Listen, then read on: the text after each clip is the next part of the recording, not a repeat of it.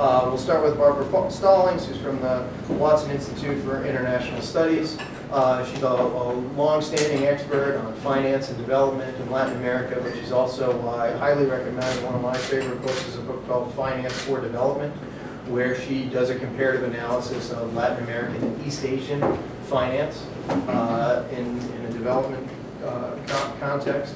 This is basically the 30th anniversary of the Latin American debt crisis of the 1980s. I'm actually going directly from here to a conference in Mexico City on celebrating, or commemorating perhaps is a better term, the debt crisis. So I think that both for today and for other activities and events around this anniversary, the Latin American debt crisis of the 1980s is important for several reasons. First, just like what we've seen most recently, there was a threat to the international financial system as a result of the 80s crisis. It did serious damage in the case of the 80s to the Latin American economies.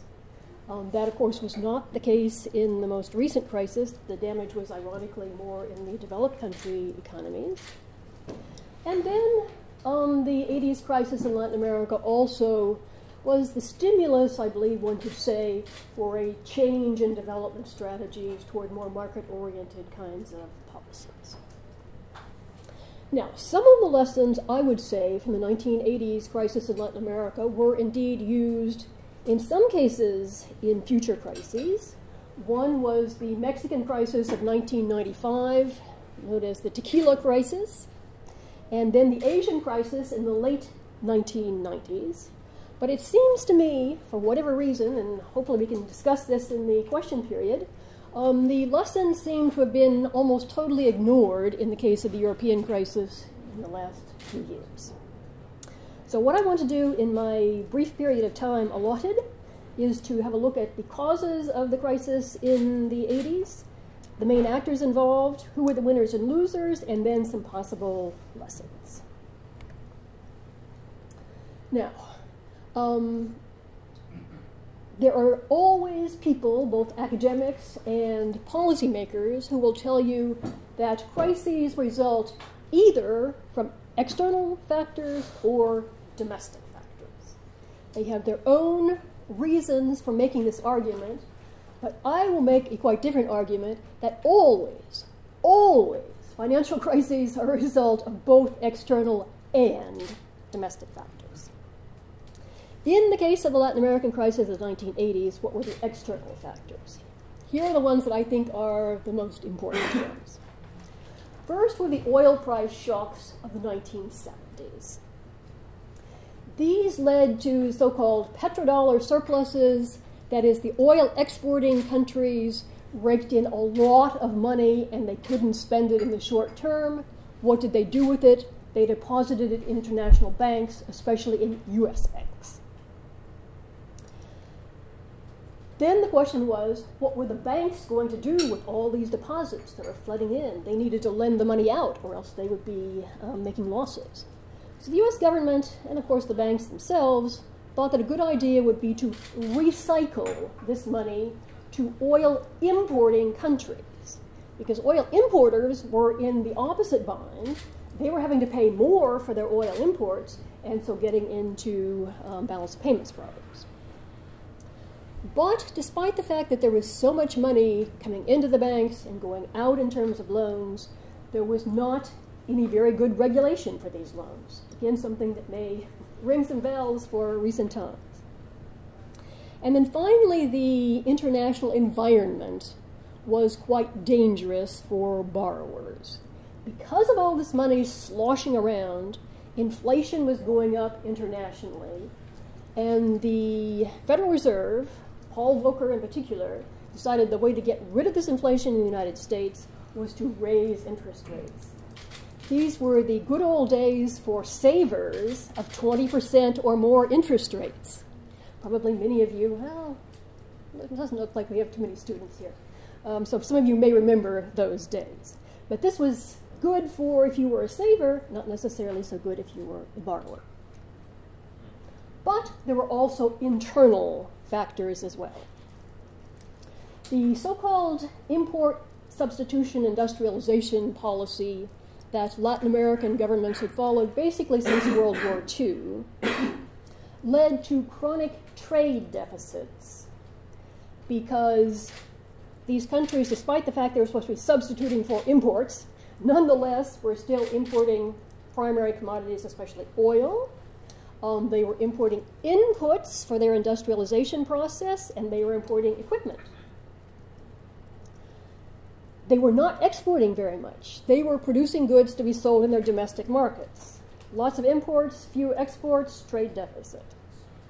And of course, the oil shocks exacerbated these problems for the oil importers.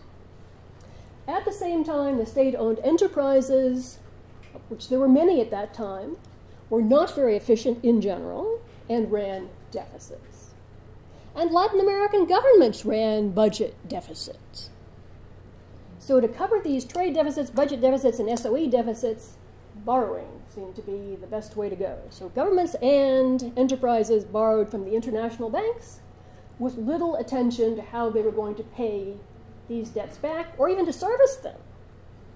So it looked like we had a perfect combination here. The banks wanted to lend, the countries wanted to borrow, but this created a lending binge, and the combination of this borrowing and lending led to, well, there certainly were other crises in the course of history. I guess Fernando talks about the one in the 30s, but this was one of the biggest crises that the international financial system had to deal with. Okay. So in August of 1982, a crisis finally occurred when Mexico announced to its creditors that it couldn't make its payments. Mexico announced on a Friday it couldn't make its payments the next Monday. There's a wonderful book about what happened that weekend. Other Latin American countries quickly followed, and the negotiations between the banks and the debtor countries lasted for almost a decade. There were 4 major groups of actors involved: the debtor countries, almost all the Latin American countries. And the important thing for the bargaining process is that the Latin American countries, for a series of reasons we can talk about, generally face their creditors on their own. Individual countries borrowing with groups of bankers. Creditor bankers. Well over 1,000 banks around the world, mostly from the US, held Latin American debt in 1982.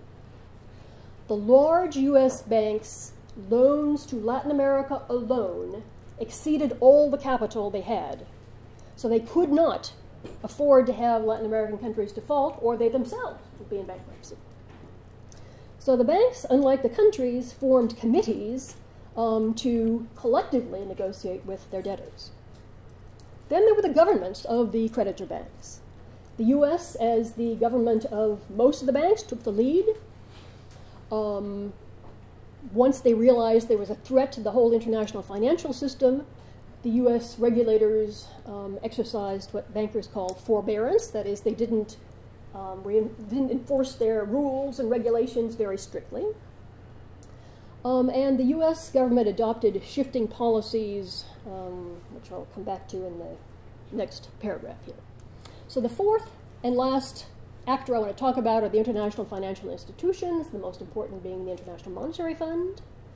The IMF coordinated all of the creditor countries and the creditor banks and worked with the Latin American debtors. Initially, the IMF used their typical policies of austerity, cutting budget deficits in order to justify debt relief. But gradually over time, when this turned out not to be working, the US government and the IMF changed policies and began to try to promote growth in the Latin American countries. Come back to this in terms of the lessons. Who were the winners and losers? We could say there were no real winners at all, but in relative terms, some came out better than others. The actors who came out better than others were the banks, though they certainly had to shoulder part of the cost of resolving the crisis, especially near the end when they started writing off loans. Their profits went down. But eventually, into the 1990s, they emerged stronger. Their capital was restored, and their profit rates were restored as well.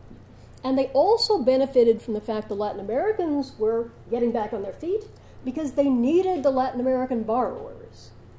The banks, again, for reasons we can't go into here, had lost their major U.S. large corporate customers, and so they needed new customers. That was the reason they got into this business in the first place that got them into the debt crisis. So on the loser side, yes, the debtor countries increasingly got better terms on their loans, but they virtually lost a decade of output, job creation, and poverty reduction. This is what some came to call the lost decade in Latin America. In addition, and I'm sure we'll come back to this, the effect of the new market-oriented development policies, which resulted from the crisis, were also quite controversial. Was this a benefit for Latin America, or was this a problem? Okay, some conclusions and discussion of lessons. I said this crisis dragged on for nearly a decade. Latin American countries paid a high price. The banks also paid a price. So the question is, could there have been a better outcome under assumptions that are nonetheless realistic? Simply utopian outcomes, not worth the time to discuss them. So I want to look at, very quickly, at 3 hypothetical options that perhaps might have come about. First of all, could there have been a better outcome through a quicker resolution of the debt crisis? And one of the problems was that this was a new situation, or at least hadn't been around for quite a long time, and in the 30s it was a different kind of lender than it was in the 70s. So there were no arrangements included in the loan agreements as to what would happen if the borrowers couldn't pay. So it was sort of trial and error on both sides, and that took a fair amount of time to try and figure out what the strategies were. Because the banks were so overextended, their loans exceeded their capital, the only way that things could have progressed quickly was if public money from the creditor countries and the international financial institutions had been put on the table. Eventually that happened, but it took time to get public support for that.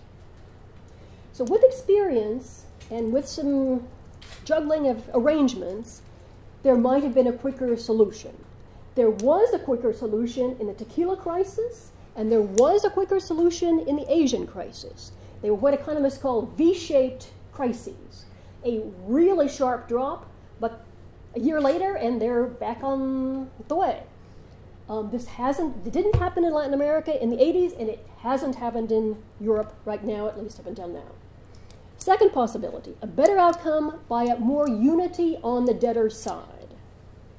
The debtors did make some attempts at presenting a unified front to the creditors, but their differing interests prevented them from really coming together. And so demands and talk of a debtor cartel was never really on the table from my point of view.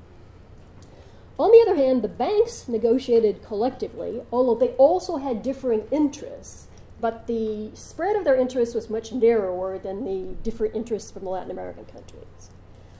So it was the banks together and the countries individually.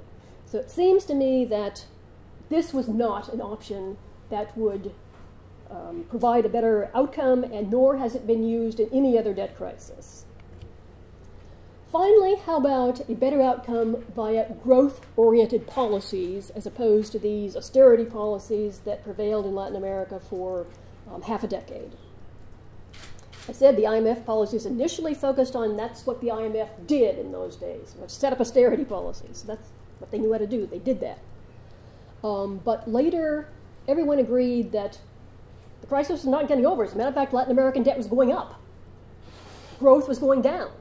So and the banks were also losing money. So we better look for a different strategy. And so they changed to a strategy where you would write off some of the debt, similar things going on right now in Europe, and that this would hopefully get Latin American countries back on a growth path. Indeed, it did. It's a complicated story I can't go into as to how that happened, but the Latin American countries did get back on a growth path in the 1990s, were a reasonably good period. Nonetheless, the austerity bias has continued in other cases.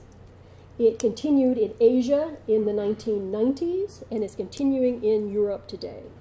So it seems to me that this is a clear area where we need to have some collective thinking about how to set up better policies in order to try and get a workout between debtor countries and their creditors.